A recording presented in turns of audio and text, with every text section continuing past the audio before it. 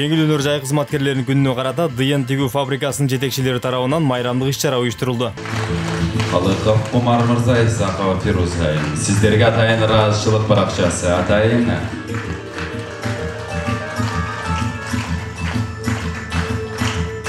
Дыян тигүү цехинин негизги заказчиги Умарбек Мырза менен Исакова Фируза терең ыраазычылык билдиребиз. Кесиптик майрамыңыздар кут болсун.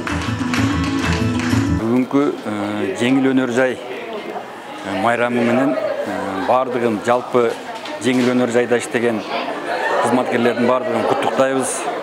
Өзгөчө Нур кыз баштаган жамааттын бардыгын чын жүрөгүбүздөн, чын дилибизден куттуктайбыз.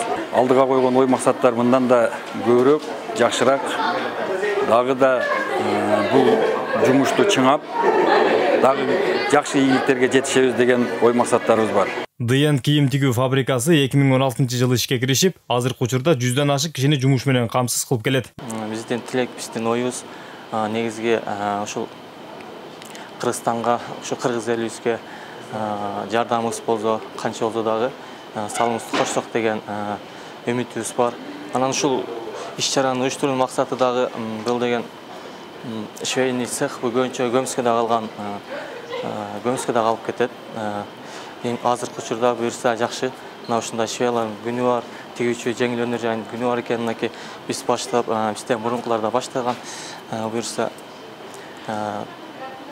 ушундай иш-чараларды уюштуруп, мамлекеттик деңгээлде ушундай нерселер уюштурулса деген ойлорубуз бар. Дыян фабрикасынан өндүрүлгөн кийим-кечелер өлкөбүздүн 7 дубанында, андан сырткары дүйнөлүк базарларда Дыян деген ат менен өзүнүн кардарларын таап келет. Жеңил өнөр жайларынын катарына кирген швейный цех иштетебиз. Азыркы учурда 6 жылдын жүзү болуп отурат.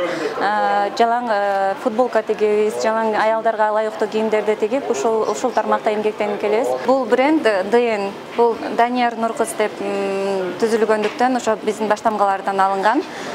Жана бул швейный цехтин аты болуп ошол бойдон калды. Биздин өзүбүздүн чыгарган бренд кийимдерибиз бар. Ошолорго дагы ушул Дыян менен кетип жүрөт чет мамлекеттерге. Иш-чаранын жүрүшүндө уюштуруучулар тарабынан жеңил өнөр жай кызматкерлерине мактоо баракчалары, баалуу сыйлыктар тапшырылып, концерттик программа менен коштолду. Шабдан Гүлжигитов, Аскар Бактыбек, 5-канал Ак чөлмөк программасы үчүн.